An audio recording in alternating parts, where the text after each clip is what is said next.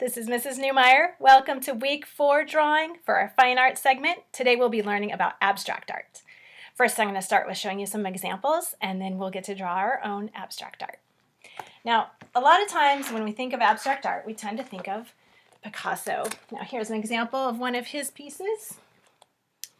Here we go.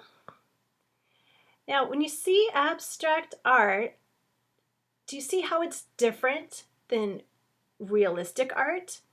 Like, if this is a picture, what he did of a band. There's instruments, there's people, you can kind of see the shapes, but it's different than if we were to draw a realistic one. Now, a realistic picture would look more like a photograph, right? But the way he drew it, it looks more interesting like that. He's using shapes and different styles to make it look differently. Abstract kind of means to withdraw. So we're kind of taking something out of what we see in real life and we're reforming it into something different. Let me show you another example. Because we're going to be doing Picasso later this year when we study great artists. So we're going to be doing a little bit different type of art today. Now here's another example of abstract art with Kadinsky. And now he uses lots of shapes, lots of colors, and it's actually really tough to tell maybe what that was. He painted a lot of times to music, and so maybe he was just expressing what he felt like the music was demonstrating there. All right, one more example here I'll show you today, then we'll get on to our art.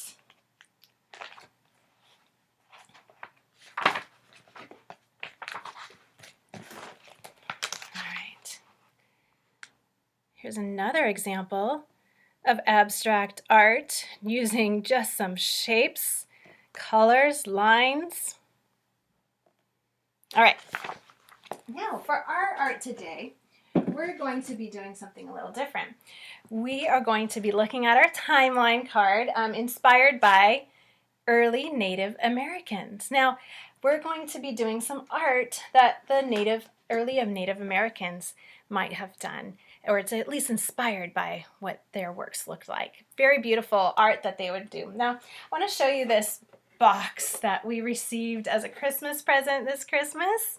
It had some salmon in it, and here is a beautiful picture of a salmon that is reminiscent of early Native American art. Now, notice how this is not an exact rendition of what a photograph of a salmon might look like, but the shapes and the different designs that they used represented what we see in a salmon, and it's a type of art that we can replicate today.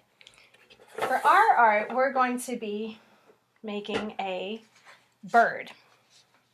Now, we're going to start with a blank piece of paper. So go ahead and get your blank piece of paper and lay it down horizontally. That's this way because our horizon line goes this way. The horizon line's where the sun meets the ocean or the land. So this is horizontally versus vertically, which is the tall way, like we did when we did our Statue of Liberty was the tall way. Today we're going to do sideways, horizontally. All right, to start off, you go and pick your pencil. I'm going to use a Sharpie just so you guys can see it a little bit better. And we're going to use our oils. So get ready. If you've been practicing your oils, we're ready to use them now. So we're going to start off with a circle, an open circle, up in the corner. Leave some room down here in the bottom so that you can do your circle up here. And we're going to do another shape that's kind of more of an oval, long shape, curved, open circle like this. All right, and then connected to just the very top part, we're going to go up, curved line, back around and along like this to connect. All right, now we're going to connect these two by drawing a line to connect like this. And then we're going to connect this down here like this as well. And here at this part, so what we're doing is we're drawing the bird. This is going to be his head. We're going to do a curved line for his beak and match it up with another curved line there to make a beak. All right, now this is going to be one of his feathers, and so we're going to draw, or one of his wings, we're going to draw the other one as well. So we're going to have another curved line go up and around like this and come down to meet there. So we're kind of drawing it like it's in the background behind the other feather. All right, next we're going to make some lines that will represent his feathers. And so we're going to go at the tip here, out, and back around.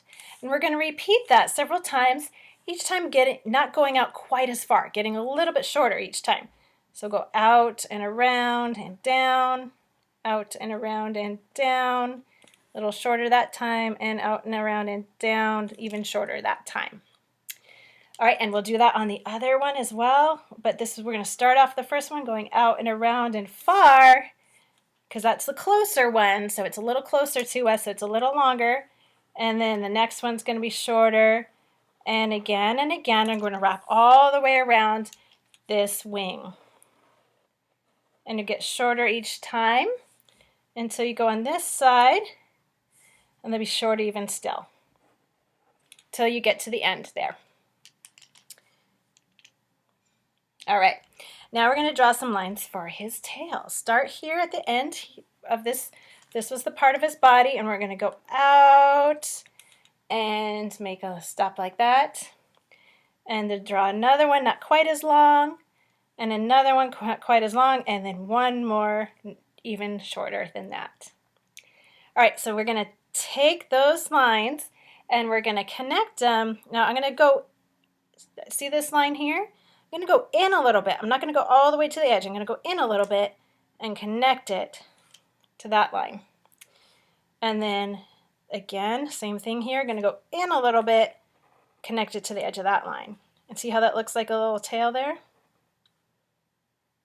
And then we're going to draw one more down here and connect it to there for his tail.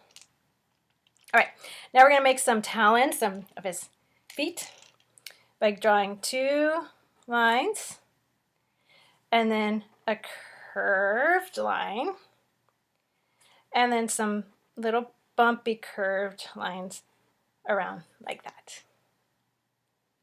There, he could catch something with those.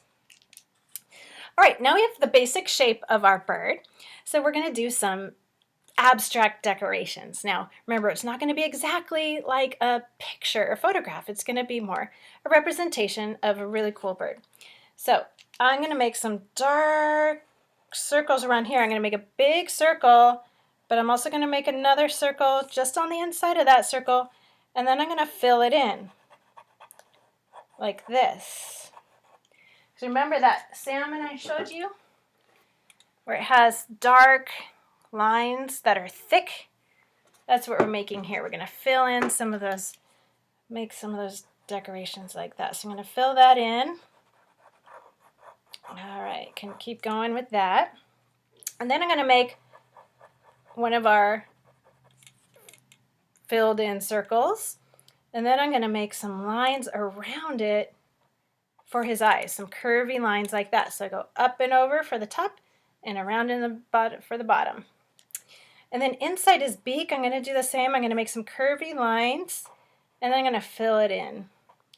Now, this you don't have to do it exactly the way I'm doing it because it's abstract art, so it can be different for everyone that does it.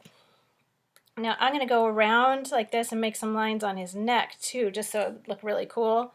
I'm going to do like some little lines like this, and then I'm going to fill those in as well because I really like the way the Native American art that we're representing here has some really dark, thick lines. Looks really cool. And it will look really good if you want to color it later too. All right, so in his body, we're going to do the same thing. So there's lots of repetition in this, and that's what makes it really cool is we've got the shapes, and they repeat, but we do them a little bit different and smaller. So I've got a small circle in there, or oval shape, and another one, and I'm just doubling it up both times. And then I'm going to color those in so it's a nice dark space there. And this one too. Okay, and you can keep going with that while I'm going.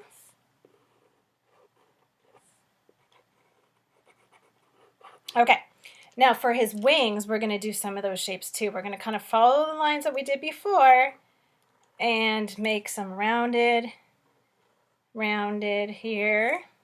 And on this one, I'm going to follow the shapes that we made before, that rounded pattern, and this rounded pattern too. I'm going to do that twice, and then I'm going to make them so I can fill it in. And fill this one in too. All right. Now, with the wings and the tail, the feathers on the wings and the tail, you can go ahead and decorate those the way you want. I'll show you how I'm going to decorate mine. Go ahead and keep going and just do different shapes on there with the thick lines. I'll show you what mine's going to look like. Okay, so this is how I did mine. I did some dark shapes with I did some curvy lines, some more curvy lines around there. Now you go ahead and fill yours in the way that you like, and then you can fill it in with some color as well. All right, and if you want, you can go ahead and pause the video and finish up your picture or finish it later at home. Now I want to show you one more thing. Inspired by the Native Americans, I'm going to have another challenge for you if you want more of a challenge to work on this week at home for some abstract art. Now, Native Americans were really good at using feathers, and I wanted to show you this book that has some beautiful feathers. Now, these are realistic looking feathers. You see their drawings here that they've made them look almost real. Almost looks like you could touch them and they'd be nice and soft. What I'd like to challenge with you with this week is to try to do some feather drawings using abstract art. I'll have a link below for some ideas on how to do that, and I'd love to see you draw some. Let me show you an example.